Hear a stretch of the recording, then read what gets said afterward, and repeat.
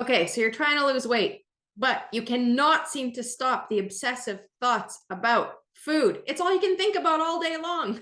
Have you been there? Because I certainly have. If that's you, then you are in the right place because today we're going to talk all about three big reasons why you're obsessing about food and how to stop because we got to stop. It's not healthy and it's not helping us. Welcome back to Healthy Christian Living with Ruth and Casey. Today it's just me, it's just Casey here to talk all about food obsession, right? When we have those thoughts all day long about what we will eat, what we won't eat, what we're trying not to eat, what we are going to eat. And it's just like obsessive, right? And we don't want to be like that, but it's like we cannot get it out of our heads. And I often talk about the example of going to Bible study, because if your Bible study or small group or life group or whatever you refer to it as, meets regularly, if yours is anything like mine, there is always a dessert list that goes around so that somebody is bringing dessert every single week. And on days when I, knew it was Bible study night, all day long, it was like, what am I going to have? What am I not going to have? Am I going to eat that? Am I not going to eat that? What are they going to think if I eat it? What are they going to think if I don't eat it? What's going to happen if I have a piece? Am I going to be able to stop, or am I going to just like binge on the brownies that so-and-so brought? And it's just obsessive all day long. And it's terrible.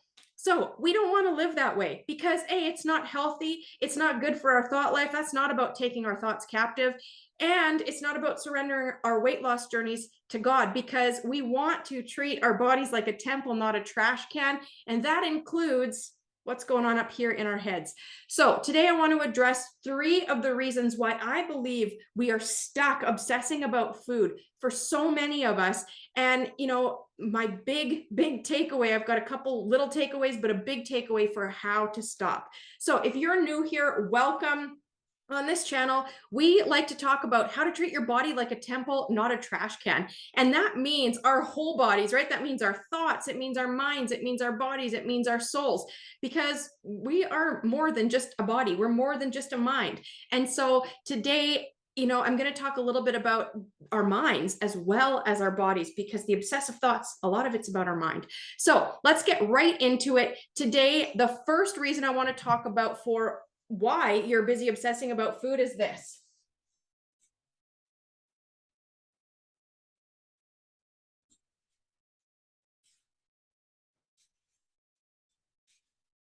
You've been on one too many fad diets in your lifetime. And you know what? We don't believe in diets here at Healthy Christian Living with the Way Down Lifestyle. We believe that it's about getting back to basics. It's about getting back to eating real foods. It's about using things like portion control and moderation, not about dieting because we dislike who we are. So we're going to deprive ourselves. We're going to punish ourselves and never eat bread again or never eat this again. And in turn, what that has done, it has created a very, very mixed up relationship with food for many of us. And that is one of the major reasons why you're busy obsessing about food. So let me break it down for you like this. When you tell yourself on all those horrible diets that you are never going to eat bread again, let's just use bread as an example, or you could insert your favorite food. Maybe for you, it's that you were never going to eat chocolate again, or chips, or cake, or whatever, donuts. Let's talk bread. If you tell yourself you are never going to eat bread again, what's the first thing that you start thinking about? Bread. It's just like your brain cannot distinguish the do not. Think about this example. If I tell you, do not think about a pink elephant, what's the first thing that you think about? A pink elephant. Our brains cannot interpret the not, they can't interpret the negative. So when we tell ourselves that we will never do something again, all we can think about is what we've just said we're never going to do again. And it just starts us down this thought spiral that we can't seem to break. And so all of the fad diets have done that to us. All the fad diets have created really mixed up relationships for many of us with food. And we often talk about the example of a banana and how many of us will not eat a banana, or for years wouldn't eat a banana because it had too many carbs or points or calories. And yet instead of that good, healthy, wholesome banana that God created, we've been filling our bodies full of processed junk that's actually harming our bodies. Like, it's crazy. Diet culture is crazy. And You know what? That's for a whole nother video.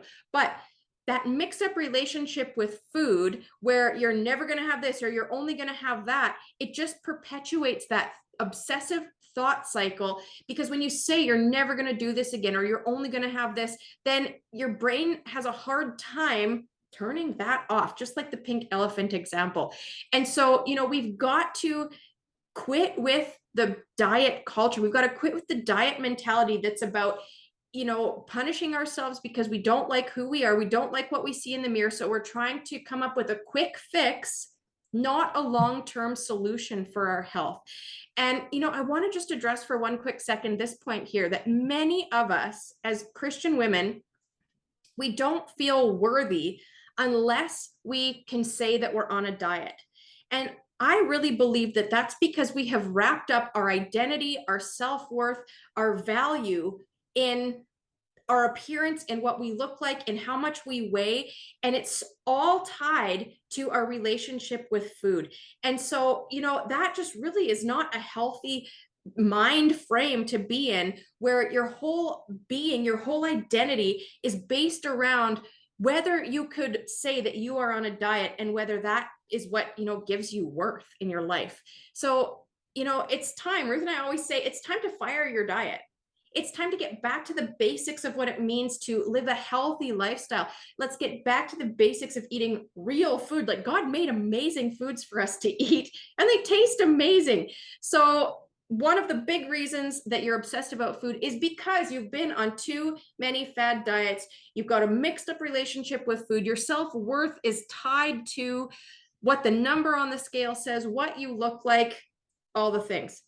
It's not helping you. So fire your diet. That would be the first step. But I do have some bigger steps for you coming up. Okay. The second major reason why you're busy obsessing about food is this.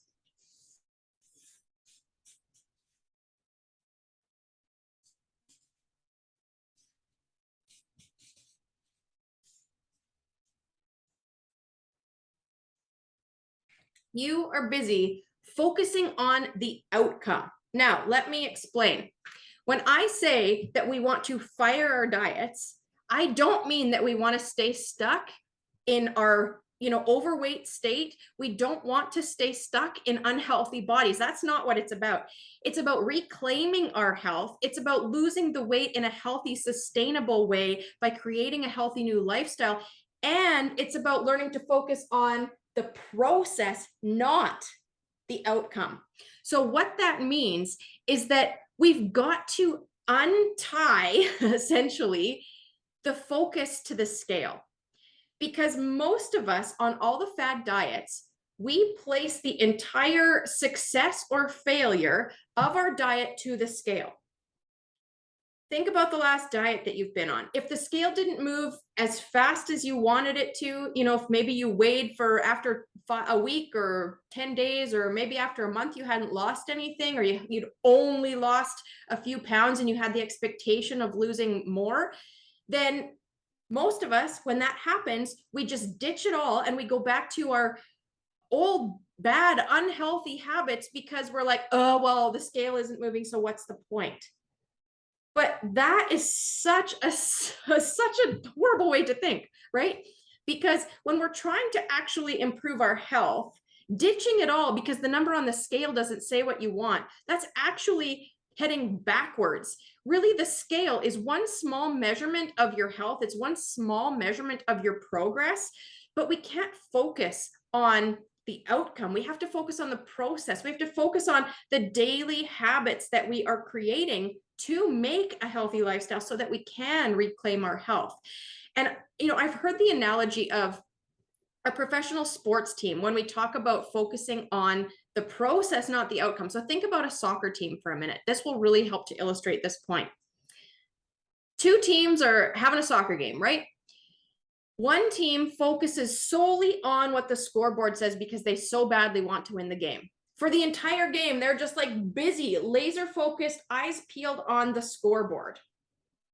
They miss all the shots because their goal is the scoreboard only.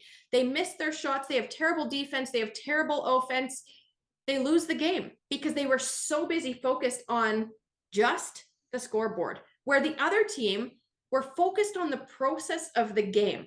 The other team was focused on having good defense. The other team was focused on teamwork. They were focused on offense. They were focused on the process of the game. And they win the game, right? Because their focus wasn't here. Their focus was on the process. Their focus was on each and every step of the journey to make it happen. And so our health journeys are exactly like that. When our sole focus is up here on the scale, we lose sight of why we're doing it. We lose sight of the process of creating these new healthy habits. We lose sight of all of the things that are actually important. We lose sight of the non-scale victories, which, you know, that's a whole other topic too that we should probably do a video about, because non-scale victories are where it's at, let me tell you.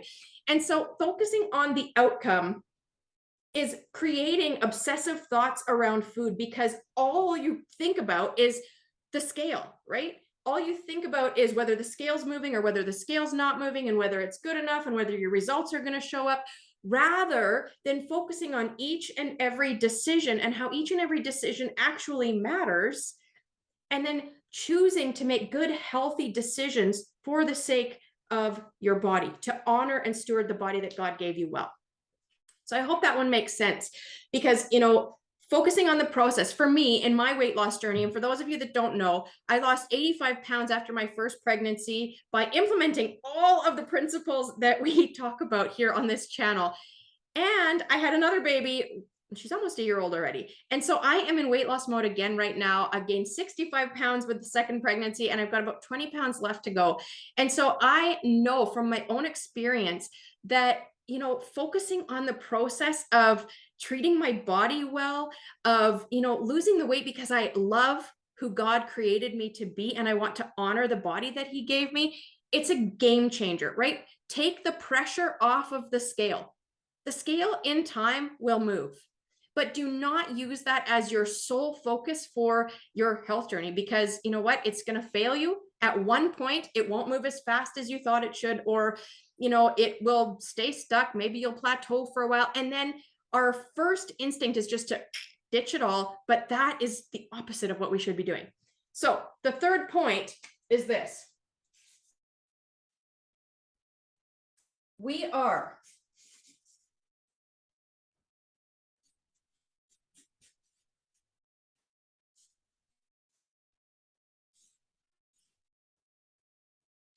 I hope you can see that. We are turning to food instead of God. And you know what? As believers, I really want to address this for a minute, that many of us, especially when we're talking about these obsessive thoughts about food, we are turning to food for everything, or most things that we should be turning to God for. We're turning to food for comfort. We're turning to food for safety. We're turning to food for love, for peace, for joy, for all of the things that we are supposed to look to God for. And, you know, this point is really wrapped up in the concept of emotional eating. And we often say that emotional eating is about feeding your feelings rather than feeling your feelings. And for many of us, we don't even know how to feel our feelings anymore, because our first instinct is just to go to food.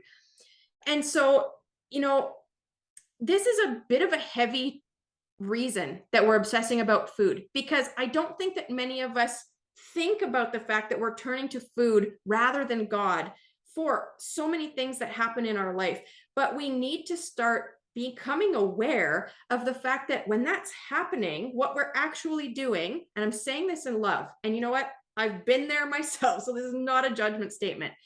When that's what's happening, we are actually turning to food as an idol, because it's replacing what God is supposed to be in our life. Like if you are turning to food for safety or for peace or for joy, you know, then food is becoming an idol in your life. And we have to get back to surrendering this journey of weight loss and of our health to God. That is like the missing link in fad diet culture. It's the missing link in our relationship with food, is that we have to put God back at the center of it. And, you know, I think that's really been lost in our culture. So, you know, those are the three major reasons you've been on too many fad diets. You're focusing on the outcome instead of the process. and you're turning to food instead of turning to God to manage and navigate many of your emotions.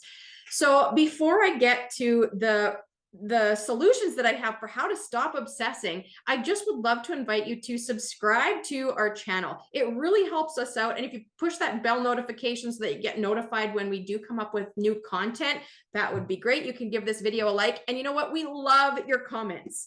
We are real people, Ruth and I. We will respond. And you know what? It makes us, it helps us actually as we prepare new content to know what you're struggling with, what you feel like you need more help with.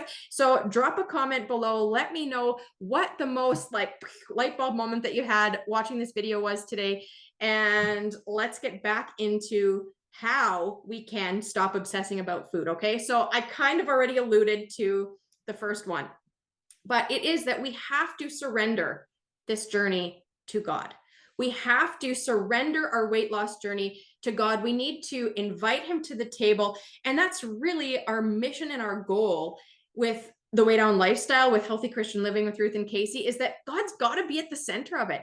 And, you know, we invite God to all these other aspects of our life, but so often we forget to invite him into our weight loss journeys. And so surrendering the journey to him. And the thing is, you have to do that every day. Okay. That's not like a one and done thing. You're going to have to continue to surrender it because there's going to be more temptations that show up. There's going to be hard days. There's going to be difficult moments. And so we have to continually surrender. The second thing that you can do to stop obsessing about food is to get off the crazy fad diet cycle. We call it the diet hamster wheel, right? Where you're like the perpetual Monday morning dieter. And by Monday afternoon or Tuesday morning, you've already messed it all up, thrown it all out the window. And who wants to live like that, right? So we've got to just get back to the basics. We've got to start, like I said earlier, thinking about food as fuel for our bodies rather than the source of like all of our comfort, love, joy, peace, all of the things. And my big takeaway for you here with how to stop is I have put together a 5-step decision-making guide. It's called Should I Eat That? Okay. And you can actually just go to shouldiEatThat.com and grab the free download. It's going to walk you through the 5 steps in the decision-making process for, you know what, when you are going to an event, when you show up at that Bible study where you know there's going to be something there that you're like, oh, should I eat that? I'm trying to lose weight. Should I eat that? Should I eat that? That's why it's shouldiEatThat.com. So I will quickly run through what the 5 steps are for you here. And then you can go ahead and go grab that download because you know what? It's something that you are going to want to be using regularly because the thing is, when you're obsessing about food, what I found for myself really, really helped a lot is that if I could walk myself through a logical decision-making process for whether I should or should not eat whatever it is, once I made a decision, a logical decision, took my emotions out of it and made a logical decision, whether the decision was yes or whether the decision to continue to eat it was no, then I could let it go because the decision was made. Sometimes it's this ambiguity. It's this like we don't know if we should or if we shouldn't. We don't actually think about it. We're just obsessing about it. If we stop and make the decision, then that can really help to just like, then we can decompress and let the thoughts go. So here are the steps, okay? The first step in the decision-making guide is that you are going to want to ask yourself this question: why am I here to eat this? Is it because I am fueling my body? Is it because I'm eating my emotions? Or is it because I'm indulging in something? Why am I here to eat this is your first question. Then when you answer that, your second question in the decision-making guide is, am I choosing or cheating? And if you've been around for any length of time, you'll know that we don't believe in cheating. We believe that we choose what we put into our bodies. And that totally changes how it feels. It takes the power back because we are in control of what we choose to put into our bodies.